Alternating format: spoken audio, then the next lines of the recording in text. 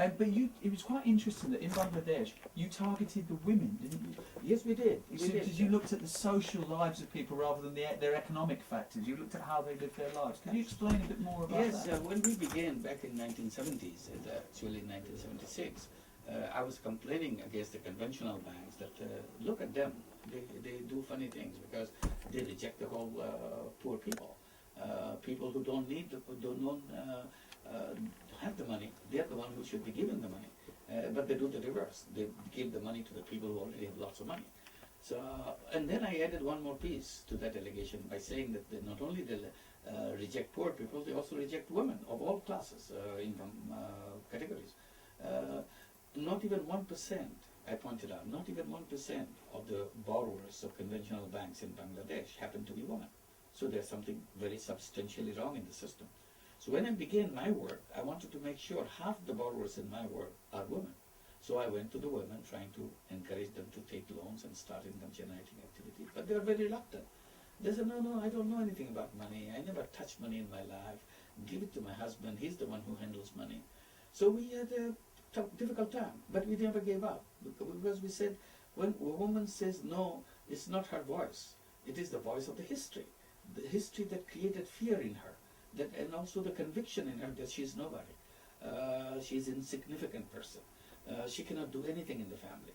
So I said, we have to peel off this fear and peel off the sense of being nobody, nothingness, and gradually build confidence. And that we did. It took us 6 years to make it 50-50. And finally we were delighted. Perfect. Good morning, Yunus Nihal on the BBC Asian Network. I'm with Muhummad Yunus, who in 2006 won the Nobel Peace Prize for his pioneering work in microcredit. Now, could you explain to us what microcredit means? We were talking about how you would identified women as being the people, the majority. They were these were the people at the bottom of the economic ladder in poor countries. I was explaining that we reached the level of 50-50 after 6 years. Then we saw money going to the family through women brought so much more benefit to the family than the same amount of money going to the family through men. So gradually we raised the question, what's so good about 50-50? Why don't we change it? Why don't we focus on women? So that we started focusing on women. As a result, we became 90%, 97% women. Today we have 7.5 million borrowers of Grameen Bank in Bangladesh, 97% women.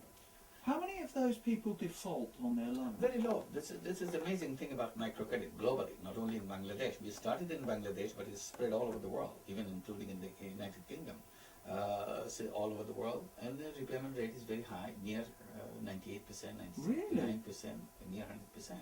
So this is the amazing part, because we don't have any collateral, we don't have any guarantee, we don't have any lawyers in our system, so there's no legal papers which would bound you to do something. But still it works. It's the poorest people, poorest women, borrows tiny amounts, usually $30, $35 when you join the Grameen Bank. But gradually you increase your income, loan levels.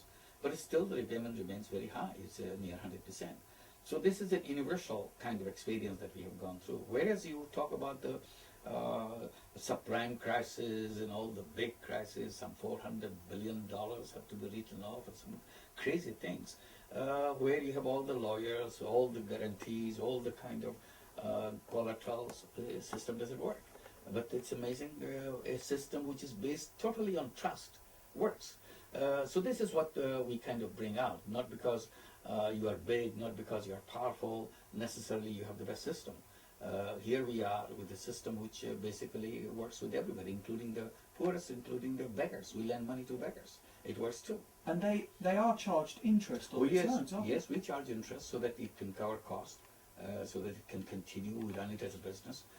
Grameen Bank, as I told you, the 7.5 million borrowers, they own the bank. So when the bank makes profit goes back to them.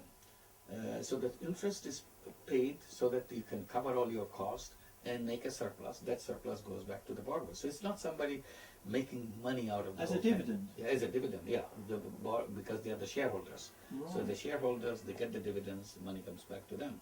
So unlike the conventional banks where the borrowers are one group of people and the owners are one small group of people, they make money and that money goes all the way to the people who own the bank. So the transfer of money from one side to the other. This doesn't happen within the Grameen Bank system.